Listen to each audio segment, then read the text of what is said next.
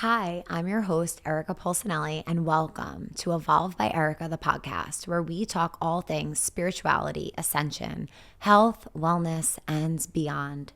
I'm so excited that you are here. Come on in.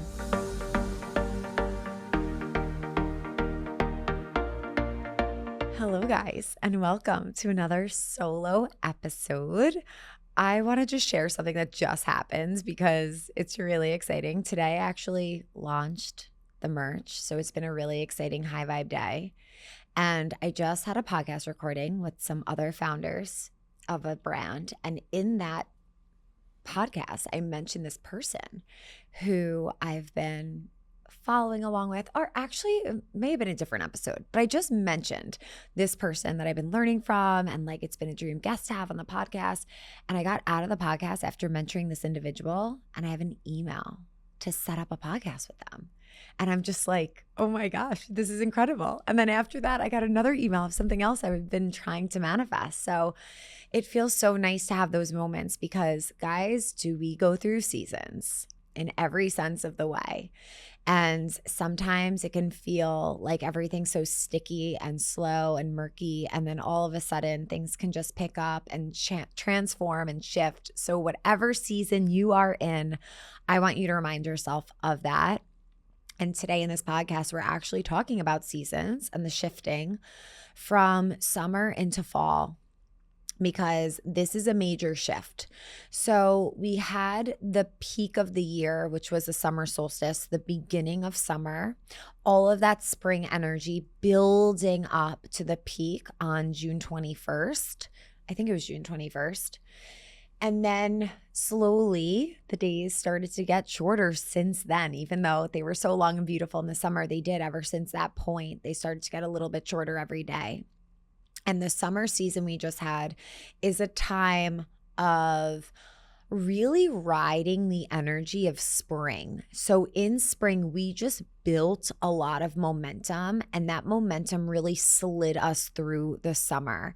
And I see for summer, it's just like the extrovert. It's almost like, let's think of it as like PR or something, where like you are doing the work, you're getting the ideas going, and then it's time to just like cruise after.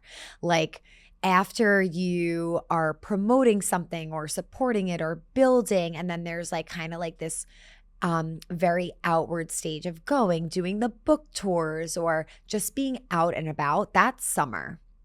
And when we talk about it in our physical season within ourselves as women, it's like the ovulation stage, when we feel our best, when we feel we look our best, when we want to be outward, we want to be social. All of those things are working for us. That's summer energy.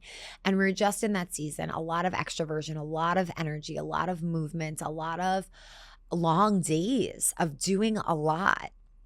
And then now we're coming into this space of fall where we're finding the balance, where the balance of lightness and darkness is going to balance out a little bit more. We're going to have more increased darkness, a change in temperature, maybe retreating or slowly starting to retreat a little bit more inward in every sense of the way, socially, personally, in our business, whatever it may be. And it's this time where I think brings a lot of like focus, coming back to routines, coming back to the things that really support us. And in this, I know here we've spoken a bit about the doshas. And the doshas are the elements that we're all made up of, but also that rule our life, our days, our seasons. And the season we're going to be moving into in fall and winter is Vata season, which actually creates a lot more movement in the body. But we are at the risk of it causing a Vata imbalance. And I'm susceptible to Vata imbalance because I am a lot of air. But what a Vata imbalance could be is trouble grounding in, a lot of air energy, a lot of thinking within, maybe anxiousness or anxious thoughts. So I wanted to share here some practices that are going to support us in this transition of going from summer to fall. And then I also wanted to talk a bit about what I'm anticipating for the eclipse season that's gearing up in the beginning of fall. So we just transitioned out of Leo season, which was a very outward season. And now we're grounding into Virgo season, which is very health conscious, physical body focused. And we're going to slowly then transition into Libra season after that. So, with Vata season, some of the things that we can focus on to help this transition go smoothly from summer into fall is coming back to routines and having the structure, because Vata energy wants to be airy, it wants to be flowy, it kind of wants to be a little bit scattered, just like air particles. And when we can have a little bit of structure coming back to basics, back to our routines, that can really help to balance out the Vata airy energy and ground us into our present moment, our everyday, the things that fuel us and support us to really be and show up as our highest self. From there, still having access to the sun and nature is really important as well, because the days are going to start to get shorter. It is going to be a little bit cooler out, and connecting with the sun in any way that we can, getting that morning light in our eyes or on our skin, or getting a little break at the beach or the park during the day, even if it's just for a moment, that really helps us to ground in and to stay warm as we transition into this season. Eating more nourishing, warmer meals will also support our body. In addition to this, Meadow and Bark is going to come out again with their Vata oil, which is incredible for Vata season because it has all of these essential oils that help to balance the Vata energy. So what I like to do as it gets cooler is dry brush the skin, helping to release anything that needs to shed, increase circulation as it does start to get cooler. And then I run my Meadow and Bark Vata oil underneath warm water, heat it up, and put it all over my body, and it feels so good. So those are some practices that really help to balance the Vata energy, as well as like eating the warming foods, the grounding foods, and eating seasonally as well. So I plan to stop at the farmer's market a lot, get seasonal vegetables, and make a lot of warm dishes, meals, bowls, and soups out of all of that. As for the eclipse season that we're also transitioning into, it's exciting. It's actually going to be in Libra, which is my sun sign.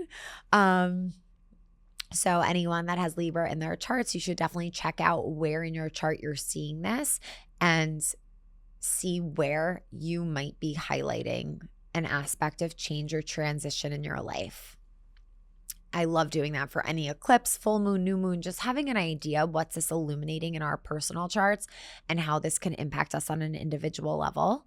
But on a collective level, we're making this transition from Virgo season, this physical health conscious energy of Virgo season. And we're coming into this space, slowly working our way towards Libra season, where it's going to be a lot about finding the balance and coming into this state of surrender. So this eclipse season that's starting up is concluding the one that started in spring. And through the end of September, we're expected to receive a lot of information that may have been missing, and being able to close and conclude a chapter, finally releasing it, putting it to rest, and coming into this brand new space where things will start aligning. Maybe there was something you were working towards or working on or trying to manifest or bring in. Being able to wrap that up and conclude it, and then from there, coming into this really this new beginning, this fresh new energy and start. Eclipses are known for bringing great change. So if right now in your life something changed very dramatically or very quickly, anything that was unexpected, that absolutely is an indicator of something being eclipsed from your life, eclipse season moving in. And it's typical that we feel the energy of the eclipse a month before and thereafter. It could be a month after, it could be many months after, where we're starting to see things just shift into place, into where they're meant to be. The things that are not meant to be, letting them go, releasing them, sometimes not even consciously choosing to let them go. All of a sudden it's like poof, they're gone. And then that space needs to be filled with something else. And why I think it's so important to stay aligned and be able to bring our body into balance during this season, and of course, go back to our routines that support us, is so that we could be at our highest frequency when things are getting replaced in our life, so that we could be a match for our highest destiny and alignment. That's how I see it, especially in eclipse season. So we'll be doing some special meditations for eclipse season, for the fall equinox as that comes, which again is all about this time of finding balance and bringing in the balance, coming into the structures that are here to support us, and really just embracing all that this season brings. Because in life, every season brings different gifts, every season brings different challenges. And I am going to work really hard, and I ask you to join me on finding the beauty in the transition of seasons and all of the blessings that really come with each one. Maybe the blessing is through some lessons of what we need to learn, or how we have to shift our perspective in order to really embrace what's right here, right now.